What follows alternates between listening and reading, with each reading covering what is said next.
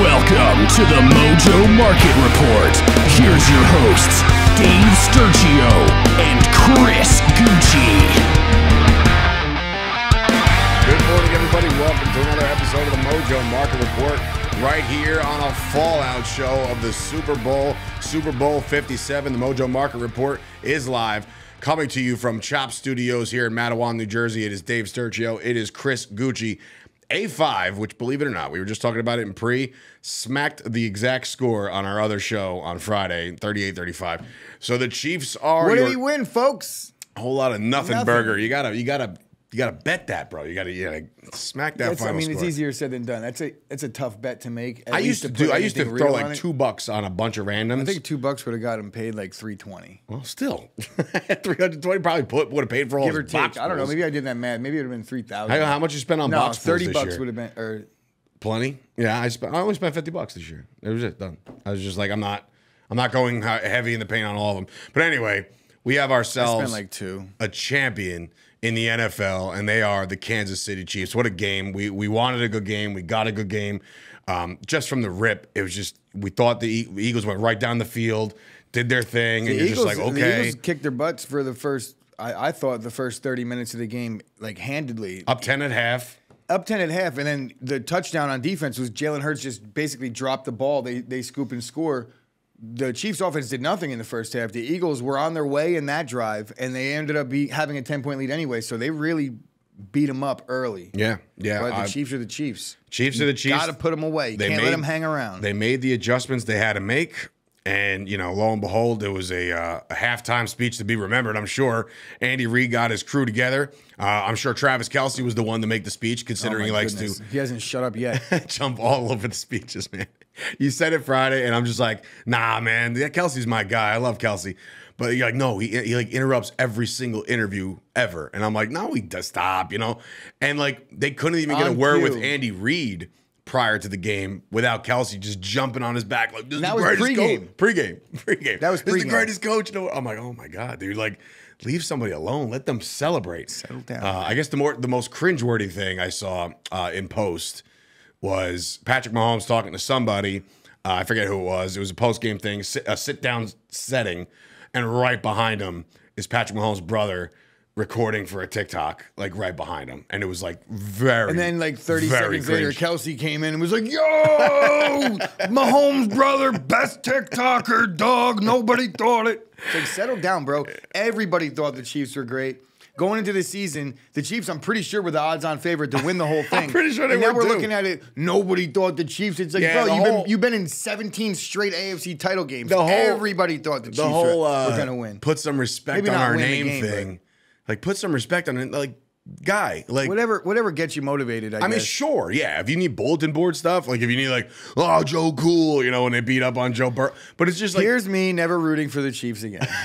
Thank you, Travis. You did it. You ruined the Chiefs for all of us, and we thought it was Patrick Mahomes' brother that was ruining the Chiefs. It's now you, and for just please, at least accept the fact that I might be onto something when I say that there was no ankle injury ever. This dude bolted for 20 yards in the biggest moment that he needed. I'll tell you why. And I'm talking there is no limp. There is an ankle injury. And then here's how I saw it. Here's what I saw. Like, first of all, Pat Mahomes is that dude because he was definitely playing hurt.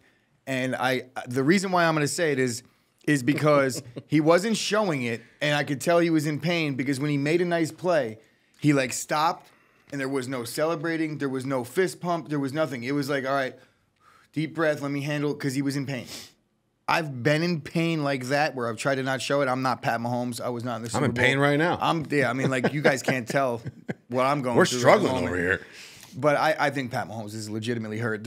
First of all, we saw it happen, right? It was like I saw it. Yes. I saw the injury. He got hurt. And I saw the way he played last week.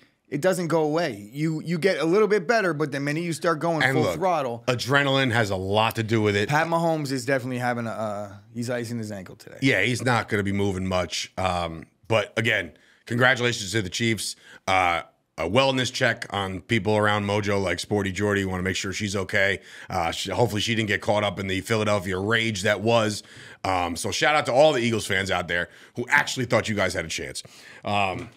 I mean, they had a chance. They had a chance. They had a very good chance. I picked the Eagles to win, so it's not like, We're going to get into the players in a little bit, but Jalen Hurts is that dude. He is absolutely outside of the dude. fumble, which I'm sure he's not giving himself a good time about, but outside of the fumble in the first half, which that had, I'm going to say it had zero to do with it. It's a it had a lot to do with it. It's a touchdown. It's a game changing. But they had a 10-point lead at halftime after that. So they had plenty of opportunities. Yeah. We could make a big deal about the call at the end of the game. I'm not going to. I think Bradbury kind of settled that one and said, hey, I held him. So everyone shut up. Yeah. Like I can't believe the refs. Like, no. He didn't hold him when they threw the flag, but he held him like 2 seconds before that. And if they cut if they put the camera on Smith his entire route, he was held. Okay, but another instance, again, this is now 2 Chiefs games in a row where all of a sudden something was blown dead or something was paused, so the Chiefs had the ability to challenge that catch by Goddard, which wound up being a catch anyway.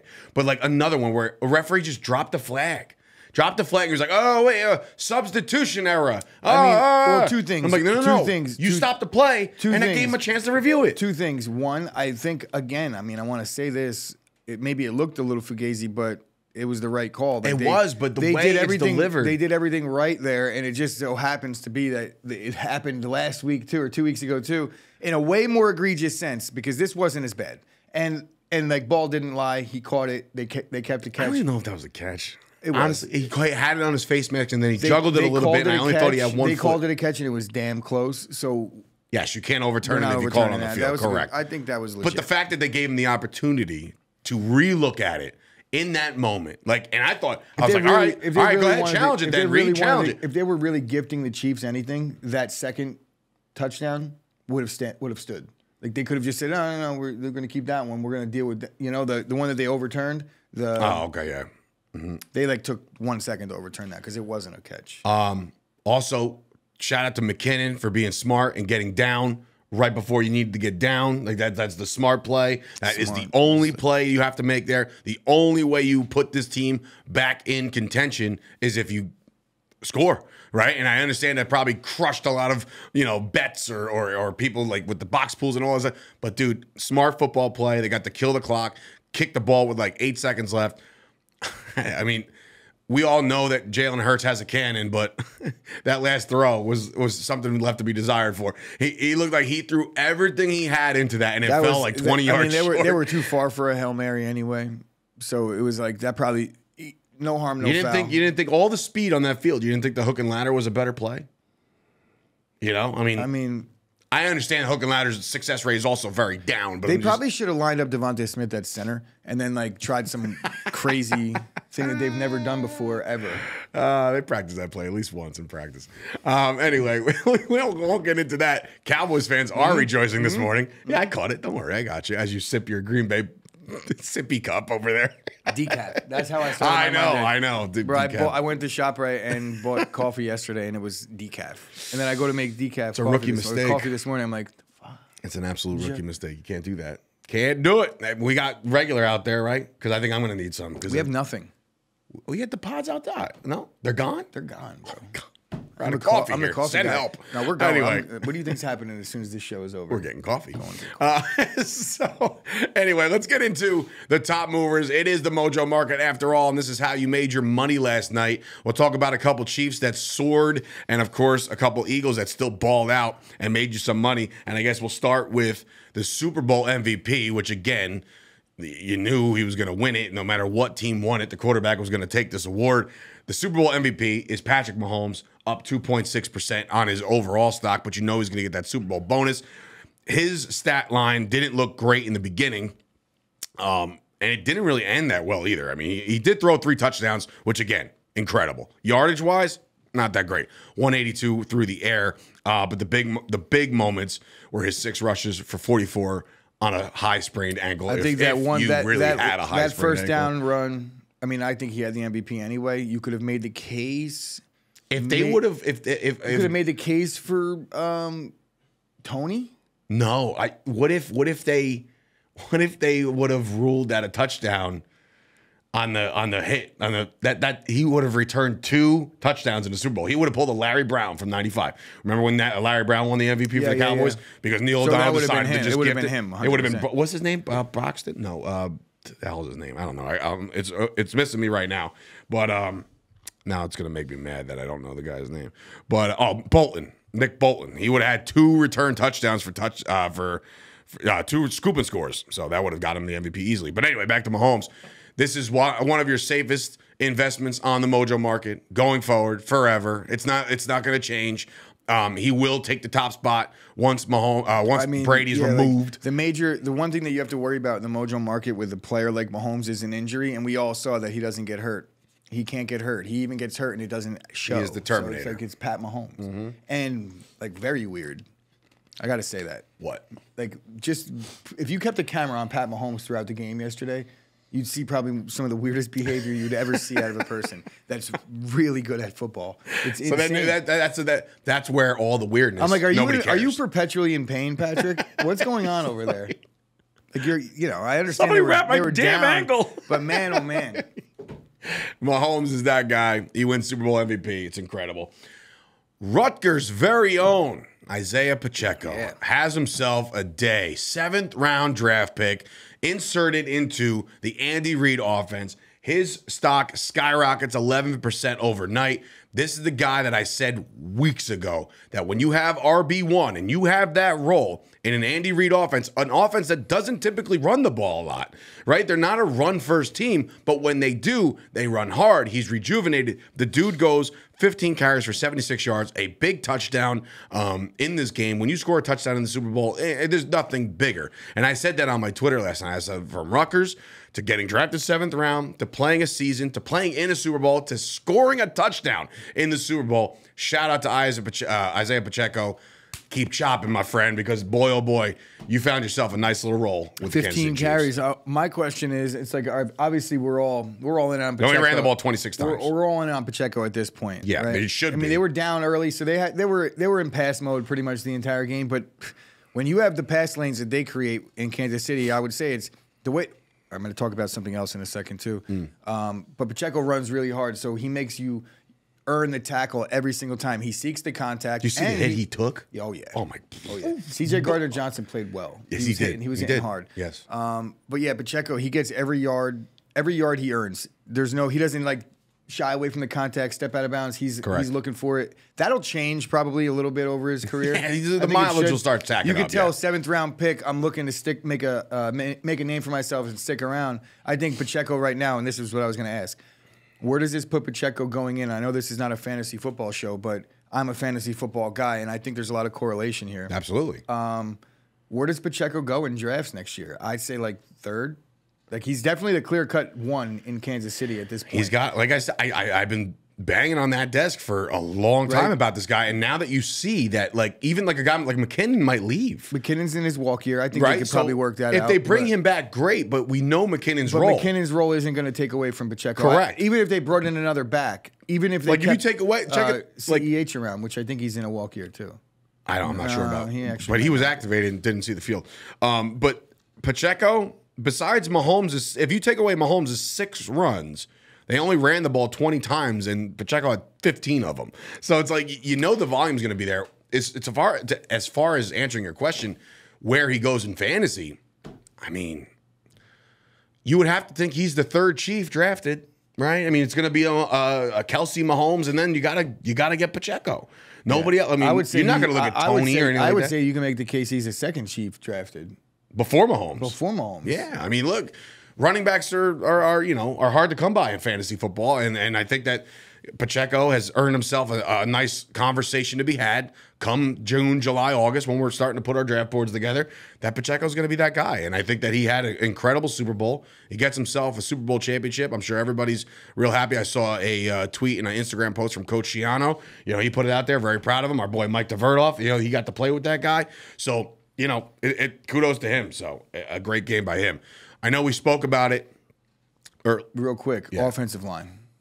The Chiefs' offensive line did such a good job yesterday. Well, they were the story. If you could give the MVP to somebody, it should be them. The one thing that we said going into this, and the reasons behind us both picking the Eagles to win the game, was because of that defensive front that we thought were just going to be terrorists on Patrick Mahomes and his bum ankle, terrorists to guys like Pacheco. They did a great job. I tell you what, little tiny nugget here. The Eagles have been doing fine throughout the course of the season. They switched it up. coaching-wise. Yeah, they brought in Vic Fangio. For what? Because why? Because he had a little success against Patrick Mahomes? And he was available? But don't, Makes if no it ain't sense. broke, I don't agree. fix it. I agree. You know, you what if he came in there like, look, you don't got to blitz as much. You just send your front four and we'll drop 7 in the I'll tell you secondary. this: if I'm the defensive coordinator, what are we doing here? If I'm the DC, I'm pissed. After the NFC Championship, I'm like, what are you doing? Yeah, dude, like you just shut down. And I want to say this: offenses. I'm not going to criticize Sirianni because I think he also coached a great game. What did he do wrong? Cried. All right, I would cry. You cried when Dallas lost and you didn't even play. You don't know that. That's not confirmed. So shut your mouth over there. I'm pretty not sure. confirmed. Pretty sure it's confirmed. But yeah, sore loser is a born loser. I'm okay with Sirianni crying after the Super Bowl loss. Yeah, cry your eyes out. No, You deserve to cry. he wasn't crying after the Super Bowl loss. Oh, he was when? crying during the national anthem, and it became a meme. Oh, even better. Yeah, he did the No Sean Marino. Remember No Sean Marino when he freaking So you of all people should be like crying during the national anthem? Yeah, sure, it's emotional. It's American spirit. That's not meme worthy in a bad way. Oh, it's meme worthy at the end. Yeah, if he was crying because of the loss, then it would be like Jordan meme. He could have been that. Fine, I agree. Oh, right? Did you see it? But pregame, like there's no Sean Moreno memes where people are making fun of him. Do you agree? I mean, it's bad, dude. It's bad. You guys can't see it. You can. Look, it's pretty damn clear. All right, that is a good picture of Sirianni. So in defense of Sirianni here, if you were to take a close-up picture in high def or whatever camera that the NFL uses at the Super Bowl, which I'm sure it's a good one. The same one that they came around using. Yeah. Oh yeah, right. So loser. So the next time the Dallas Cowboys lose a game that's important to you, sure. What I'm going to do is, or better yet, the national anthem of said Cowboys big game. When the national anthem is playing and Dave's in his living room with his hand on his chest like the Pledge of Allegiance in 2nd grade, and a tear runs down his face. I'm gonna walk up to him and snap a close up. You do that, and then I'm gonna be like, "That's bad." No, it wasn't bad at the time. I said, "Wow, what a patriot! What a good guy!" Because if you've ever looked at yourself cry, you have seen the most hideous, disgusting thing. Oh, on I have planet a very Earth. ugly cry face. Earth. It's very, planet Earth. very bad. I'm not saying yours. I'm saying if you're the owner of it, your crying face to you better be the ugliest thing you've ever seen in your life. Can we move on? I can't even listen to my voice on camera or on video. You really can't. Audio. It's been friggin' almost 3 years. Anyway, let's move on to Travis Kelce, who had himself a decent day again.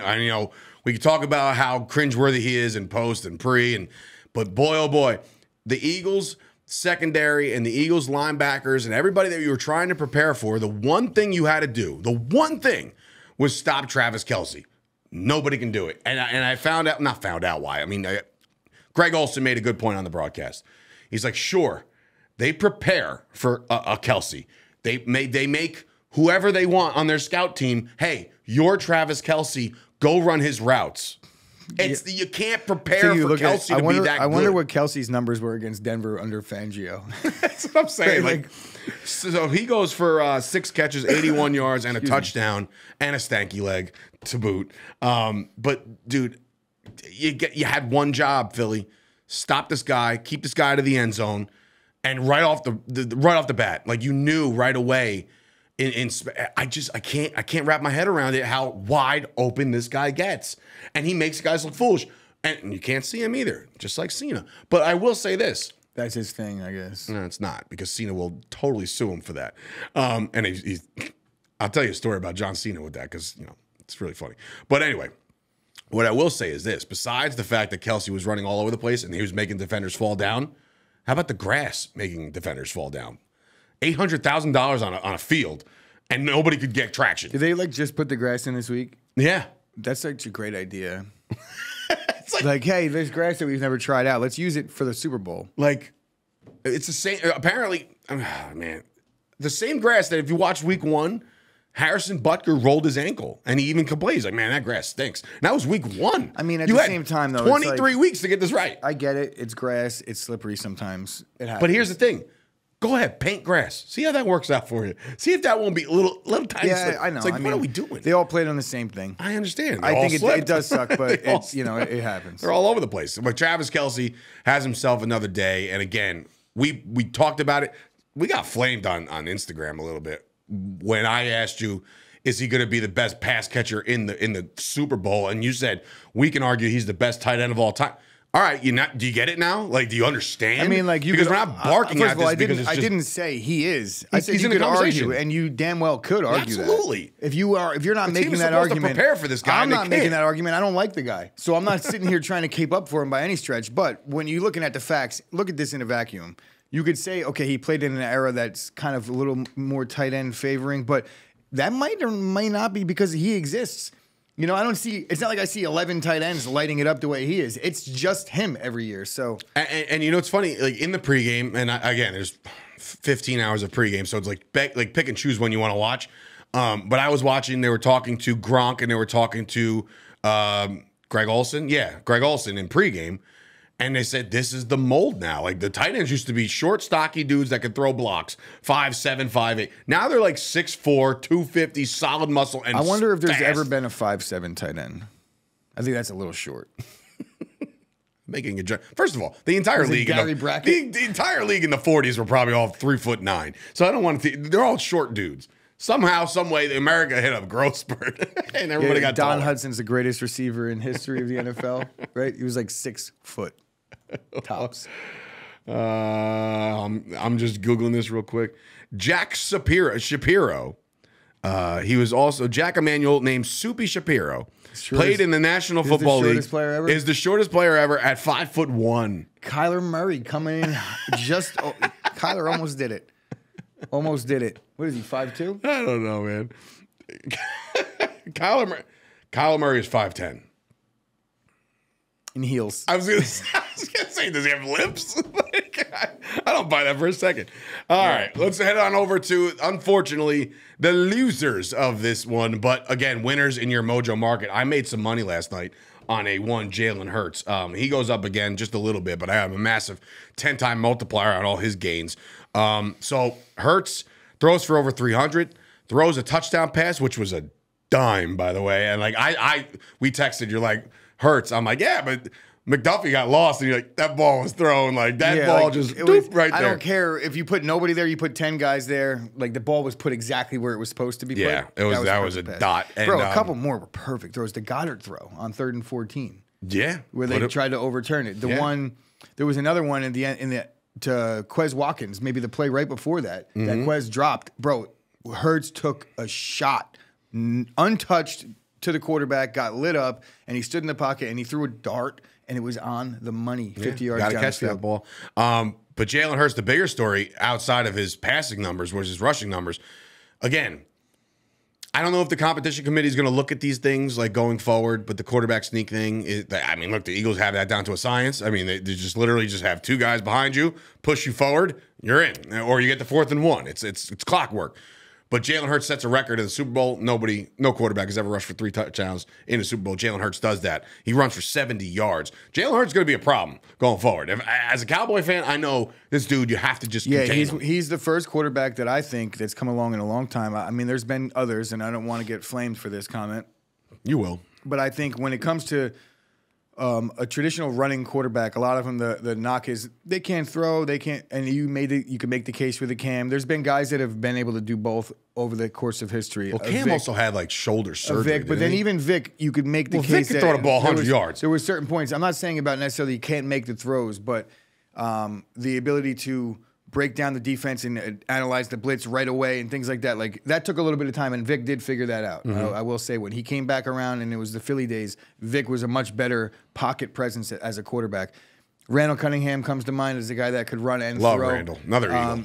But Jalen Hurts, man, you saw some of the throws he was making yesterday.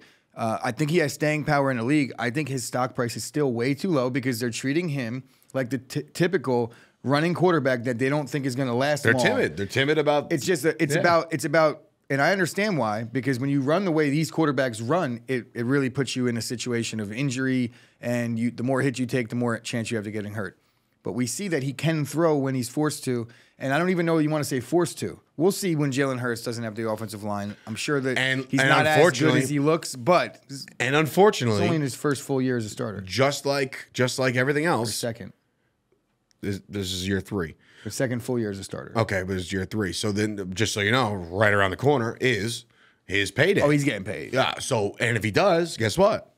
The rest of the team ain't going to be able to benefit from that. So that's what happens when you start paying these guys, and that's fine. That's the market. That's the way it's dictated, whatever. But, you know, when you get to a Super Bowl like this, the way they did it, where they dominated the entire season and they dominated the entire playoffs, it's like, I understand the games are already in the rearview mirror, but man, you got to cash in there. It's so hard to win in this league and so hard to get back. If you're looking at Philly's situation going into the offseason, it's pretty good. It is, because they have a nice top, I believe it's the 10th pick in the draft because of the Saints. Like, they have good, I don't know their money situation off the top of my head, but it's not bad. I do know. It's like middle of the pack. That they're more than likely going to lose some of their running backs. That, yes, they have A.J. Brown and Devonta Smith for the long haul, but you have to have pieces outside of him. Dallas Goedert's going to come up on a contract too. So it's like these are things you have to worry about. Lane Johnson might retire. Kelce might retire. Lane Johnson might retire. Kelsey's mulling it over. Might retire. I doubt he does.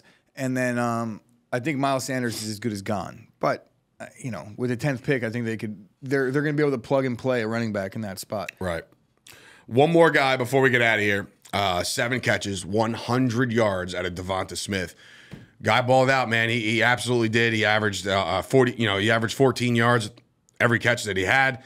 He got 9 targets, caught 7 of them. So again, Devonta Smith, in which you thought after the touchdown to A.J. Brown, I feel like he went missing for a little while, which was fine because Devonta Smith led the team in catches. He also led the team in targets. So there was something going on there. Well, the Chiefs just did a good job on him. Yeah. Absolutely. And again, you got to be careful with guys like Devonta Smith. I feel like I'm not going to say he's going to go into that Deshaun Jackson role where it's just like, hey, you're either going to hit it over the top or you're not going to hit anything at all. I think he's a little bit more of a complete route runner than Deshaun Jackson was. But hey, if you have Deshaun Jackson's career, I mean, Deshaun Jackson played this year. Deshaun Jackson had a solid career. Deshaun Jackson has the most touchdowns over 65 yards out of any NFL player. And there's a lot of them, too. And there's a lot. It's like 20-something. A lot of them. And half of them are against Dallas. It's not even close to number 2. No. Whoever's number 2 is not close. No. So maybe Devonta Smith is that guy and then some. So, again, Devonta Smith. How about this? I don't even know that Devonta Smith, he might do certain things better, but to say that he'll be Deshaun Jackson, that might be disrespectful to Deshaun Jackson. Deshaun Jackson had himself a nice career. But I'm saying, just based off of what we've seen, it seems like Devonta's either going to catch that big ball or he's not going to catch a lot of balls at all. You know what I mean? So, like that one big one down the seam.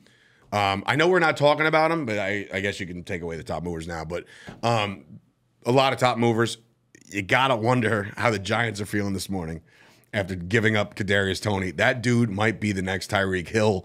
And I only say that because of the speed and the intangibles of what this guy's able to do. And then on a punt return, almost take it to the house. Did you see he basically stopped at the end? Yeah. I was like, just keep going. You know what I mean?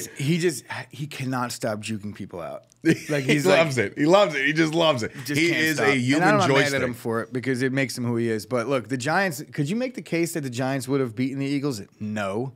With Kadarius Toney, but you could make the case that Kadarius Toney was that receiver that the Giants were looking for. For one reason or another, it just didn't work out. I think that there was a bad blood with the regime. A little relationship. For whatever reason, I don't know. I don't know why, but a player like that, if I'm the coach, I'm gonna be like, all right, what's going on with you, bro? Let's figure this out. You good? You need the ball. Get down on his level a little bit and understand what exactly we got to figure out. Guys like Patrick Mahomes, like we wanted him since draft day. They punted it to him. They shouldn't punt it to him. We're trying over here. As far as our Mahomes, it could be. So Kadarius Toney, the new cheetah. Yeah. Honestly, I think that this guy's going to be special. Yeah, we'll see. I mean, he's going to find himself in a role next year, and this is exactly what you got to start doing, ladies and gentlemen. As the offseason approaches, it's now time to get smart because now it's time to figure out what these guys are going to do in the future. Jordan Love. Oh God. What these guys? I mean, yeah, obviously after his darkness tour starts today, so I hope Aaron Rodgers is enjoying his solidarity, whatever he's calling it, in the dark. Solitude. Whatever. He's a weirdo. And still can throw that football. So we'll see where Aaron Rodgers lines up. We're going to see where Derek Carr, who rejected a trade to the Saints. So he said, no, I'm not going there. Just straight out cut me. So now the Las Vegas Raiders are about to cut this man. Yeah, I mean, that makes sense. So that he's going to have anywhere he wants to go. Derek Carr may have went to the Saints and said, deal. Let's just wait. Just wait. Because remember what we talked about. Yeah, why would we want to give up picks? Yeah, why are we going to just give it all up? Hang on to those picks that we just got from. Is that like a double cross? Do you feel like that's like a who's double crossing who? Derek Carr double crossing the Raiders. Just saying. I mean, think about it, bro. They just started Jarrett Stidham. But what I'm saying is, that a double cross is like, I feel like he's just settling the score. He was crossed, and now he's crossing them. All right. So it's like a even cross. Crossed by us on social media. Huh? How about that little seg? You can follow us on social media right now at Mojo on TikTok, Instagram, and Twitter. And, of course, join the Discord. That is the way to join the conversation each and every day. Guys, NBA is upon us. The NBA season is here. Spring training for baseball is right around the corner. There are a lot of things going on at the Mojo Market Report. We're going to be here for all of it. So now NBA, we're going to obviously still cover the offseason with the NFL. There's a lot of news and nuggets to cover and what it will do to your Mojo stocks.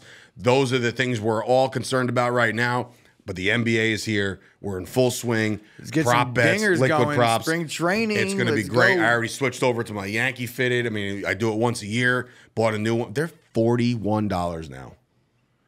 It is a crime. Anyway, so for Dave Sturchio, Chris Gueci, A5, behind the glass here at Chop Studios, has been another episode of the Mojo Market Report. Back here tomorrow with basically a whole new season of the Mojo Market Report starts tomorrow.